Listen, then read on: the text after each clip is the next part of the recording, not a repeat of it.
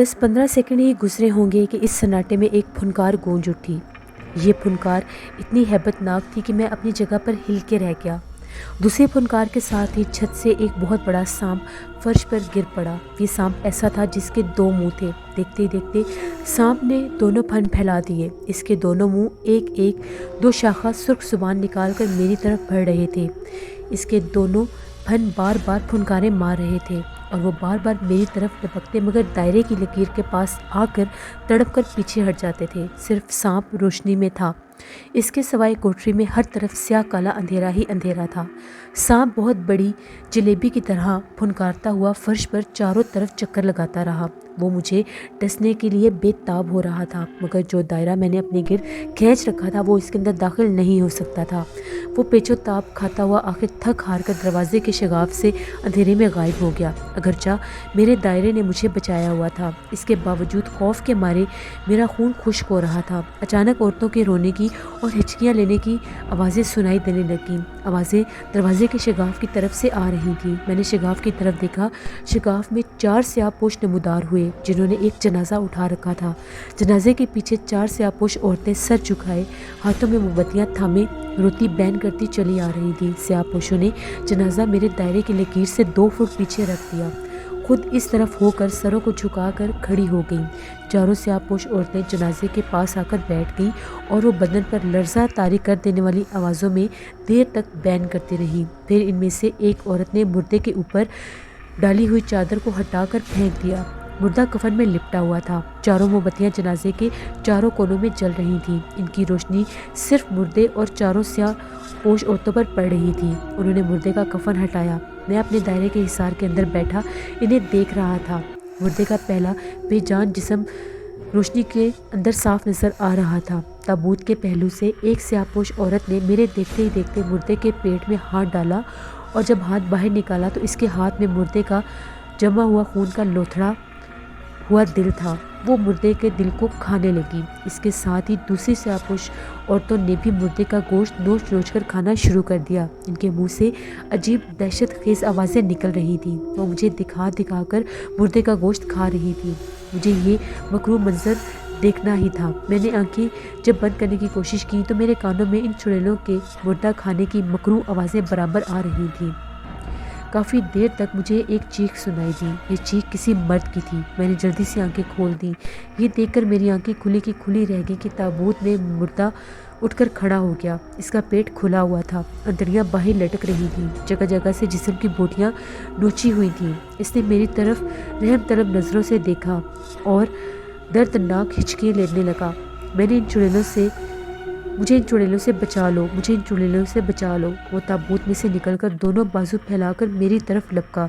मैं डर के पीछे हट गया, लेकिन फटे हुए पेट वाले मुर्दे को जैसे ही वो लकीर के पास आया उसको एक झटका लगा और वो चीख मारता हुआ ताबूत में जाकर गिर पड़ा।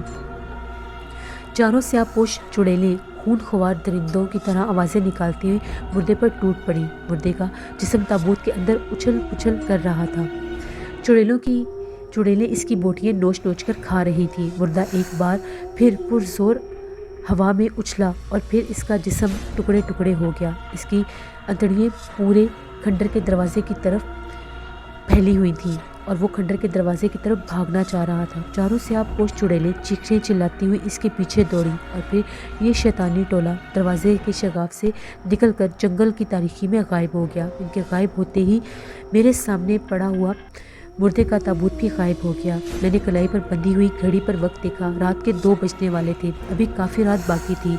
मुझे सूरज के तलू होने तक इसी आसेबी खंडर में बैठे रहना था। मैं सोचने लगा कि देखो अब कौन सा नया ड्रामा सामने आएगा। फिजा में एक बार फिर मौत सी खामोशी छा गई। अचानक माहौल में घुंघरू और ढोलक के नगमा पर आवाज़ें गूंजने लगी। मैं हैरान होकर असीबी माहौल में ये मौसीकी की झनकारें कहाँ से आने लग गई हैं, ये सब कुछ देखने लगा। आवाज़ें करीब से करीब तर होती जा रही थी। मैं दरवाजे के शिगाफ की तरफ देख रहा था। वहाँ मुझे 3 औरतों के धुंधले धुंधले हिवले नज़र आ रहे थे जो कि रक्स कर रही थीं। ये एक ऐसा तमाशा था जिसने मुझे वहाँ बिल्कुल भी नजरें हटाने नहीं दिया। ना ही मुझे इस मंजर की वहाँ कोई तवक्को थी। बाद में मुझे हटाने के लिए तमाम हरबे अपनाए गए। हर तरह की बदरूहों ने बहुत ज़्यादा हरबे अपनाए। अब तो ये हरबा हर हाल में उन्हें और भी अपनाना था, खतरनाक से खतरनाक काम करना था। तीनों रक्स करती हुई औरतें मेरे सामने आकर घुंघरू और ढोलक की थाप पर नाचने लगीं। आपको यकीन नहीं आएगा, लेकिन मैं आपको हकीकत बयान कर रहा हूँ। ये तीनों औरतें सडोल जिस्म वाली थीं और बहुत ही हसीन थीं। वो तीनों बार बार मेरे सामने डांस कर रही थीं और मैं इनको देख रहा था। फिर भी मैंने 2 से 3 बार अपनी आंखें बंद कर लीं। ये औरतें मेरा नाम लेकर मुझे बुलाने लगीं। इनकी आवाज़ों में एक अजीब सी लज्जत थी। मैं फिर अपनी आंखें बंद करने लगा। इन औरतों की आवाज़ें बड़ी मुतरन्नुम थीं। ऐसा लग रहा था जैसे कहीं दूर घंटियाँ बज रही हों और वो बड़े मोहब्बत भरे लहजे में मुझे बुला रही थीं। कोई मेरा नाम ले रहा था, मेरे पास आ जाओ। कोई बार बार ये कह रहा था, हमारी तरफ देखो, हमारा रक्स देखो। लेकिन मैं फिर भी उनकी किसी बात में नहीं आ रहा था। ज़मीन के नीचे और ज़मीन के ऊपर की हर हद तक वो लोग मुझे लज्जत देने की कोशिश कर रही थी। इनकी मुतरन्नम आवाज़ों का तिलिस्म मुझ पर हो रहा था। मैंने फिर आंखें खोल दी। मुझ पर शैतान एक दफ़ा फिर गालिब आने लगा। मैं उठकर खड़ा हो गया। जैसे ही मैं खड़ा हुआ तो इन्होंने ढोलक की थाप और तेज़ कर दी और इनके घुंघरू ज़ोर ज़ोर से बजने लगे। वो बार बार मुझे ये कह रही थी, हम तुम्हारी हैं, तुम हमसे दूर क्यों हो? हमारा हाथ थाम लो, हमारे पास आ जाओ, हम तुम्हें अपना देवता बनाएंगी, हमारे पास आ जाओ। मेरे कान में जैसे ही देवता का नाम आया तो एकदम मेरे अंदर जो जज्बाती कैफियत चल रही थी वो एकदम रुक गई। मैं अपने होशो हवास में वापस आ गया। मैं जल्दी से फिर बैठ गया। मैं समझ गया कि ये सब जहन्नुम की बदरूहें हैं जो मुझे अपने इर्द गिर्द खींचे हुए दायरे में से बाहर निकालने के लिए ये सब कुछ कर रही हैं। लेकिन मैं फिर भी बाहर नहीं निकला। ये ख्याल मेरे दिल में कुदरत की तरफ से आया था, इसलिए मैं सच्चे गुनाहों से पहले तौबा करके आ चुका था। इसीलिए अल्लाह की मेहरबानी मुझ पर हुई थी। मैं बैठा हुआ उन रक्स करती औरतों को देख रहा था। ये वो गुनाह की लज्जत थी जो मुझे अपनी तरफ बुला रही थी। फिर इनके हलक से डरावनी आवाज़ें निकलने लगी। मैं ईमान की क़ुव्वत के साथ अपनी जगह पर जमकर बैठ गया। अब ये शैतानी ताकत मुझे मेरी जगह से नहीं बुला सकती थी, ना ही हिला सकती थी।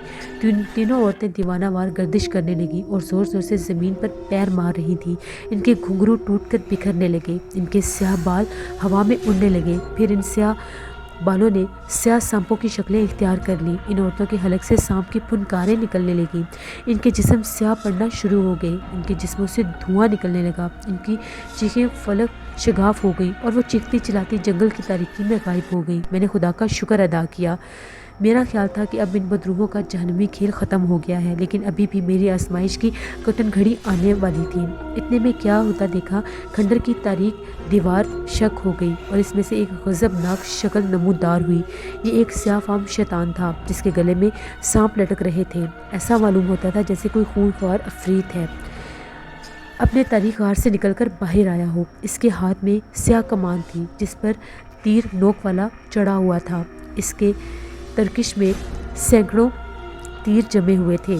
इनकी छुरियाँ ऐसी नोकदार थीं जो चमक रही थीं। इनकी आवाज़ें बिजली की कड़क की तरह थीं, जैसे बादल गरज रहे हों। वो आते ही टिकटिकी बांधे हुए मुझे देखने लगा। उसका चेहरा बहुत ज़्यादा भयानक था। इसके पाँव दायरे की लकीर से बाहर थे, लेकिन इसका जिस्म इस तरह से था जैसे वो दरख्त की तरह मेरे ऊपर झुकने की कोशिश कर रहा है। इसके हलक से ऐसी आवाज़ें निकल रही थी जैसे आतिश फिशा पहाड़ की गहराइयों में दहकता हुआ लावा खोल रहा हो, सिसकार रहा हो। मैं सिमट गया, सहम गया, मगर साबित कदमी से अपनी जगह बैठा रहा।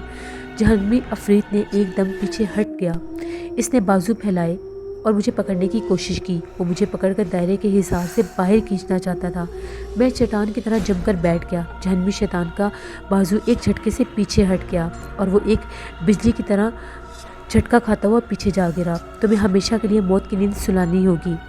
मैंने कोई जवाब नहीं दिया। इसकी आंखों में आंखें डालकर इसे घूरता रहा। इस बात का मैं मुंतज़िर था कि देखो अब वो क्या करता है, किस अंदाज में मुझ पर हमलावर होता है। पाताली चुड़ैल ने खूनी चक्कर को त्रिशूल में डालकर इतनी ज़ोर से घुमाया कि इसके गुंजार में ऐसी तूफ़ानी आवाज़ें निकल रही थीं और उसके साथ आग के बगोले खंडर में दाखिल हो गए। फिर इसने एक झटके से त्रिशूल हवा में छोड़ दिया। मैं सहम कर गर्दन नीचे करके दोनों हाथ अपने सर पर रख के बैठ गया। खूनी चक्कर ज़बरदस्त गूंज के साथ चकराता हुआ मेरे सर के ऊपर से गुजर गया। اس کے شور سے میرے کانوں کے پردے پھٹتے محسوس ہوئے۔ خونی چکر ساری کوٹری میں گردش کرتا رہا، کبھی نیچے ہو جاتا، کبھی اوپر ہو جاتا۔ وہ ہر بار تیزی سے میری طرف آتا اور ایک غوطہ کھا کر میرے سر کی اور میری گردن سے ٹکرائے بنا واپس چلا جاتا، جیسے اسے کوئی اوپر اچھال دیتا ہو۔ پاتالی چڑیل اچھل اچھل کر خونی چکر کو حکم دے رہی تھی۔ وہ اپنی زبان میں حکم دے رہی تھی جس کو میں اچھی طرح سے سمجھ رہا تھا۔ یہ ایک عجیب و غریب بات تھی۔ وہ بار بار یہ کہہ رہی تھی کہ یہ ہمارے دھرم کا دشمن ہے، اس کی گردن اڑا دو۔ میری زبان پر کلمہ پاک کا ورد جاری تھا، اس کی برکت جاری تھی۔ پاتالی چڑیل کا خونی چکر میرے جسم کو چھوئے بنا ہی واپس چلا گیا۔ آخرکار خونی چکر گردش کرتا کرتا اس کو ایک بار پھر جھٹکا لگا اور ایک زوردار آگ لگ گئی اور وہ دروازے کے شگاف سے غائب ہو گیا۔ اپنی ہلاکت خیز ہتھیار کو ناکام دیکھ کر پاتالی چڑیل اور زیادہ غضب میں آ گئی۔ وہ ایک آفت کی طرح چھلانگ لگا کر میرے سامنے آ گئی۔ اس کی نگاہیں ایسی تھی جیسے اسے چنگاریاں پھوٹ رہی تھیں۔ وہ زخمی لومڑی کی طرح گھرا رہی تھی۔ اس کے نوکیلے دانت اس کے ہونٹوں سے باہر آ گئے۔ ترشول کی تلوار کو لہراتی ہوئی ابھی بھی یہ اس طرف میری طرف آ رہی تھی، کبھی دوسری طرف دوڑ رہی تھی۔ آخر اس نے بالکل میرے سامنے آ کر پوری طاقت سے 3 چھریوں والا ترشول مجھ پر پھینک دیا۔ میں جلدی سے ایک طرف کو ہٹ گیا۔ مجھے یقین تھا کہ یہ ترشول ضرور میرا کام تمام کر دے گا، لیکن میں نے دیکھا کہ ترشول میرے جسم پر لگنے سے پہلے ہی میرے کھینچے ہوئے دائرے کے قریب آتا ہی میری نظر کے سامنے دیوار سے ٹکرا کر زمین پر گر گیا۔ پاتالی چڑیل آگ بگولا ہو گئی۔ اس کے جسم سے دھوئیں اٹھنے لگے۔ اس کے بالوں سے بھرے ہوئے سیاہ ہاتھوں کی انگلیوں کے ناخن تیز چھریوں کی طرح باہر کو نکل آئے۔ اس کا بس نہیں چل رہا تھا کہ وہ مجھے چیر پھاڑ دے۔ میں نے اسے مخاطب کر کے کہا، او منحوس چڑیل، میں اب تیرے چنگل میں نہیں آؤں گا۔ تو میرا کچھ نہیں بگاڑ سکتی، یہاں سے دفع ہو جا۔ میں نے بلند آواز میں کلمہ شریف پڑھا تو پاتالی چڑیل کے سارے جسم کو آگ لگ گئی۔ پہلے اس کے بدن سے دھواں اڑتا محسوس ہوا، اب اس کی آنکھیں سرخ شعلے بلند ہونے لگے۔ وہ زمین پر گر کر تڑپنے لگی اور دونوں ہاتھ پاؤں چلانے لگی۔ مجھے بچا لو، مجھے بچا لو، یہ چیخیں مارتی ہوئی کھنڈر کے شگاف سے جنگل کی طرف بھاگنے لگ گئی۔ ابھی وہ رات باقی تھی۔ میں نے ایک بار پھر خدا کا شکر ادا کیا، گھڑی پر نگاہ ڈالی، ابھی رات کے 4 نہیں بجے تھے۔ 4 بجے صبح کی لو لگ جاتی ہے۔ ابھی مجھے دائرے کے اندر ہی بیٹھے رہنا تھا جب تک کہ صبح نہیں ہو جاتی۔ جب پوری طرح سے دن نکل آیا تو میں نے بسم اللہ پڑھ کر اٹھا اور دھڑکتے ہوئے دل کے ساتھ دائرے سے باہر قدم رکھا۔ مجھے کچھ نہیں ہوا، کسی بدرو نے مجھ پر حملہ نہیں کیا۔ میں کھنڈر سے نکل کر باہر آ گیا۔ میں نے درختوں کی شاخوں پر اور آسمان کے اوپر دیکھا۔ آسمان پر بادل اسی طرح چھائے ہوئے تھے۔ رات کو بارش نہیں ہوئی تھی۔ اب میرا اس منحوس کھنڈر میں کوئی کام نہیں تھا۔ میں نے اپنے اوپر لگائی گئی شرط کو پورا کر لیا تھا۔ اب میرے اندر ایک نئی توانائی اور طاقت محسوس ہو رہی تھی۔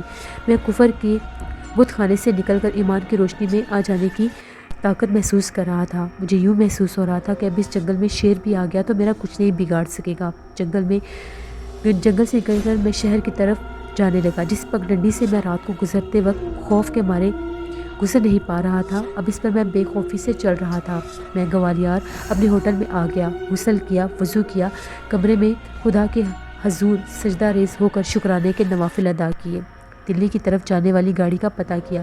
ممبئی سے دلی جانے والی گاڑی دوپہر کو گوالیار پہنچ رہی تھی۔ میں ہوٹل کے کمرے میں ہی بیٹھا رہا، کمرے میں دوپہر کا کھانا منگوا کر کھایا اور گاڑی صحیح ٹائم پر اسٹیشن پر پہنچ گیا۔ ٹرین آئی تو اس میں سوار ہو گیا۔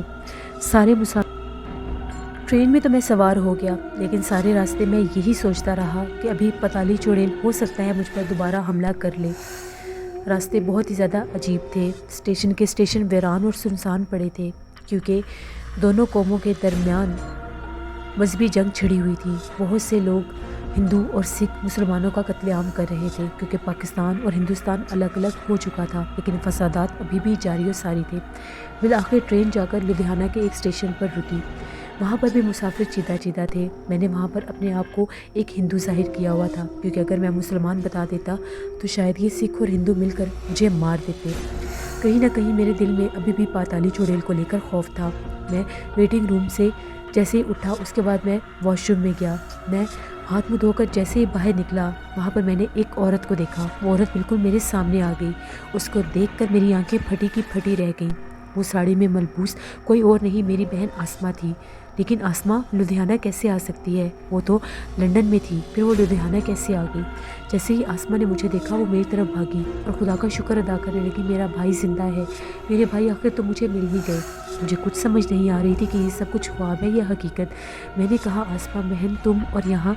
तभी आसमा ने कहा, पहले मुझे इस बात का गौर करने दो, इस बात का यकीन करने दो कि मैं कोई ख्वाब नहीं देख रही, मेरा भाई मेरे सामने है। तभी वो मेरा हाथ थामे मुझे वेटिंग एरिया में ले आई। वहाँ पर मेरे पास बैठकर रोने लगी, मेरा माथा चुभने लगी और कहने लगी, मेरे भाई सलीम, मैं तुम्हारे लिए बहुत परेशान थी। मैंने परसों रात ख्वाब में देखा कि तुम एक जंगल में हो और तुम्हारे पीछे एक शेर लगा हुआ है। वो शेर तुम पर हमला कर रहा है और वो शेर तुम्हें जैसे उठाकर अपने साथ ले गया है। बस मेरी आँख खुली और मैं घबरा गई। मैंने फ़ौरन से अपने शोहर को कहा कि मुझे अपने भाई के पास जाना है, मुझे पाकिस्तान भेज दो।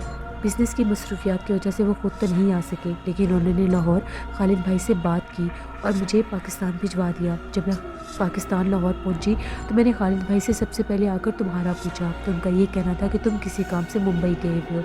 मैंने खालिद भाई से ये कहा कि मैं यहाँ पर नहीं रह सकती, मुझे अपने साथ अभी लेकर चलें। यहाँ पर फसादात की जंग छिड़ी हुई है, इसीलिए ये ट्रेन लुधियाना में फंसी हुई थी। मुझे क्या पता था कि तुम मुझे यहाँ पर मिल जाओगे। तभी मैंने ये कहा कि खालिद कहाँ पर है, तो मेरी बहन ये कहने लगी, आसमा बहन ये कहने लगी कि खालिद को शहर में एक काम था। दरअसल अब्बू के एक दोस्त लुधियाना में रहते थे, वो शाह साहब को ही ढूंढने गया हुआ था। मैंने उससे ये कहा कि उसको बाहर नहीं जाना चाहिए था, यहाँ पर फसादात हैं। फिर मैंने कहा, आसमा बहन तुमने साड़ी क्यों पहन रखी है? जिस पर उसने ये कहा कि मैंने खालिद भाई के कहने पर ही साड़ी पहनी है, हमने यहाँ पर अपने आप को हिंदू जाहिर किया है क्योंकि हमने तुम्हें रोकना था। वो बार बार स्टेशन की तरफ देख रही थी और ये कह रही थी, ना जाने खालिद अभी क्यों नहीं आया। ये मेरी वही बहन थी आसमा, जिसकी वजह से मेरी ज़िंदगी अजाब बन गई थी, जिसके लिए मैंने न जाने कितने अजाब झेले थे। अब वो मेरे सामने थी। पता नहीं ये कोई ख्वाब था या हकीकत, ऐसे कैसे हो गया कि वो मुझे ढूंढती हुई इसी स्टेशन पर आ गई। फिर आखिर आसमा कहने लगी, भाई तुम रुको, मैं ज़रा खालिद भाई को देख कर आती हूँ। मैं चाहकर भी उसको रोक नहीं सका। वो मेरे सामने उठी और स्टेशन से बाहर निकल गई। मैंने उसको स्टेशन से बाहर निकलते भी देखा। मुझे खुद पर गुस्सा आ रहा था कि मैंने अपनी बहन को आखिर रोका क्यों नहीं। वो मेरे सामने बाहर जा रही थी। अभी मैं वहीं पर बेंच पर बैठकर आसमा का इंतज़ार करने लगा। 10 से 15 मिनट गुजरे तो आसमा वहाँ से तेज़ी से भागती हुई आई और आकर ये कहने लगी कि खालिद बहुत ज़्यादा शर्मिंदा है कि उसने मुझे लुधियाना स्टेशन पर अकेले छोड़ दिया और वहाँ पर फर्स्ट क्लास ट्रेन की जो डिब्बे हैं वहाँ पर बैठा हुआ है, आओ भाई मेरे साथ। मुझे बड़ा अजीब लगा कि ये कैसा रवैया है। बिलाखिर मैं आसमा के साथ उन फर्स्ट क्लास ट्रेन के डिब्बों की तरफ चल पड़ा। वो डिब्बे बहुत ज़्यादा खूबसूरत थे, लेकिन जैसे वहाँ पर फसादात थे तो अभी ये ट्रेन रुकी हुई थी। उसके मोटे मोटे शीशे थे जिसके अंदर झांक कर देखा नहीं जा रहा था। आसमा वहीं पर खड़ी होकर खालिद को आवाज़ें देने लग गई। फिर कहने लगी कि रुके, मैं अंदर जाकर खालिद भाई की खबर लेती हूँ। जब वो अंदर गई तो 5 मिनट के बाद मुझे कहने लगी, सलीम भाई अंदर आ जाए, खालिद भाई तो बाहर नहीं आएंगे, ये बहुत शर्मिंदा है। जैसे ही मैं ट्रेन के अंदर दाखिल हुआ तो अंदर का मंजर ही अजीब था। वहाँ पर ना तो खालिद था और ना ही आसमा। मैं उनको आवाज़ें देने लगा, यहाँ तक कि मैं ट्रेन के पूरे डब्बों में फिरने लगा। एकदम से मेरी नज़र पड़ी तो जिस जगह पर मैंने आसमा को जाते देखा था वहाँ ना तो आसमा थी और ना ही खालिद। वहाँ पर पाताली चुड़ैल खड़ी थी। पाताली चुड़ैल गज़ब गैज़ में थी। उसके जिस्म से काले धुएं निकल रहे थे। उसके हाथ में 3 छुरियों वाला त्रिशूल था और वो मुझे ये कह रही थी, अब तू मुझसे नहीं बच सकता, अब मैं तुझे मार दूंगी। मरण घाट चल, मेरे साथ मरण घाट चल, वहाँ पर तेरी चिता तैयार है, मैं तुझे जलाकर राख कर दूंगी। मुझे यकीन हो गया था कि ये पाताली चुड़ैल अब मुझे ज़िंदा नहीं छोड़ेगी। मैंने कलमा पाक का विर्द शुरू कर दिया। तभी एकदम से ट्रेन के डिब्बे में शिगाफ हुआ और एक चमकती हुई बिजली का गोला पाताली चुड़ैल के जिस्म के ऊपर आकर गिरा। उसके पूरे जिस्म को आग लग गई, यहाँ तक कि उसके जिस्म से शोले निकलने लग गए और उसका मनहूस आसिबी जिस्म जलकर कोयला हो गया। मैंने अपनी आंखों से ये मंजर देखा, खुदा का शुक्र अदा किया। उस ट्रेन के डिब्बे से बाहर छलांग लगा दी। मैं पटरी पर गिरा और भागता हुआ स्टेशन पर आ गया। अभी ट्रेन जाने के लिए तैयार ही थी तो मुझे स्टेशन मास्टर ने बताया कि कुछ सिख और हिंदू को ये पता चला है कि यहाँ पर कुछ मुसलमान छुपे हुए हैं, वो उनको मारने के लिए यहाँ पर आ रहे हैं। मैं भागता हुआ ट्रेन की दूसरी तरफ गया। जैसे ट्रेन की दूसरी तरफ गया तो वहाँ पर एक और ट्रेन खड़ी हुई थी। एक ट्रेन का इंजन था, वहाँ पर एक माल बरदार बोगियाँ भी थी। मैं उनमें जाकर छुप गया। ये शायद ट्रेन का कोई गोदाम था। उन बोरियों के पीछे छुप गया। बाहर से मुझे गोलियों की आवाज़ें आ रही थी। तभी एकदम से इंजन स्टार्ट हुआ। इंजन दोबारा से लुधियाना स्टेशन से निकला और एक और स्टेशन पर जाकर रुक गया। वहाँ पर एक और ट्रेन तैयार थी, वो भी बिल्कुल निकलने वाली थी। मैं भागता हुआ उस ट्रेन में आ गया। रास्ते में बहुत से सिखों ने हमला करने की कोशिश की। जैसे ही ट्रेन एक और स्टेशन पर रुकी तो मैं वहाँ पर उतरा। वहाँ पर सिखों ने मुसलमानों पर हमला कर दिया। मुझे एक दूर मस्जिद दिखाई दी। मैं भागता हुआ मस्जिद में जैसे ही दाखिल हुआ तो वहाँ पर मुसलमानों की कटी हुई लाशें बिखरी हुई थी। मैंने जैसे ही वहाँ पर नमाज़ अदा करना शुरू की तो सिखों की आवाज़ें गूंज रही थी। वो मेरा कत्ल करने के लिए मस्जिद की तरफ भाग रहे थे। मैं मस्जिद की सीढ़ियाँ चढ़कर छत के ऊपर आ गया। मस्जिद के पीछे तरफ देखा तो वहाँ पर एक बहुत बड़ा अहाता था जहाँ जानवरों का चारा रखा हुआ था। मैंने वहाँ पर छलांग लगा दी और खेतों की तरफ भागने लग गया। मेरे पीछे सिख भी भाग रहे थे। मुझे नहीं पता, मैं उन्हीं खेतों में जाकर कहीं बेहोश होकर गिर गया। बस जब मेरी आँख खुली तो रात का अंधेरा छाया हुआ था। मुझे ऐसा लगा कि जैसे मेरा जिस्म कट चुका है, सिर्फ मेरी रूह और मेरा शऊर ज़िंदा है। सिखों ने मुझे जान से मार दिया होगा, लेकिन एकदम मुझे एहसास हुआ कि मैं ज़िंदा हूँ, मैं बिल्कुल ज़िंदा हूँ। मेरा जिस्म बिल्कुल ठीक था। शायद सिखों ने मुझे देखा ही नहीं था। मैं दोबारा से स्टेशन पर आया। वहाँ पर मैंने कुछ फ़ौजियों को देखा। वो फ़ौजी मुसलमान थे। अब ये पाकिस्तान का ही कोई बॉर्डर था। मैंने उन्हें बताया कि मैं मुसलमान हूँ। उन लोगों ने मुझे एक और गाड़ी में सवार किया और मैं वतन अज़ीज़ पहुँच गया। जैसे मैं अपने वतन अज़ीज़ पहुँचा, मैंने खुदा का शुक्र अदा किया। वहाँ का नक्शा बदला हुआ था। मैं लाहौर स्टेशन से निकलकर फ़ौरन अपने घर की तरफ गया। वहाँ पर मुझे खालिद नज़र नहीं आया। मैं फ़ौरन से खालिद को ढूंढता हुआ उसके घर पहुँचा। खालिद मुझे वहाँ पर अपने घर ही मिल गया। मैंने खुदा का शुक्र अदा किया। खालिद ने मुझे सारी बात बता दी कि किस तरह से फसादात हुए और सब कुछ बदल कर रह गया। अब मैं अपनी ज़िंदगी के आखिरी दिन पूरे कर रहा हूँ। अब मैं अपनी उम्र के आखिरी हिस्से में हूँ। अब मेरी औलादों की औलादें भी जवान हो चुकी हैं। मैंने अपनी ज़िंदगी की कर्बनाक कहानी आप लोगों के सामने रख दी। किस तरह मैंने दहशत ज़दा ज़िंदगी गुजारी, ये मेरी ज़िंदगी की कहानी थी जिसे मैंने आपके साथ शेयर किया। मैं सलीम अहमद।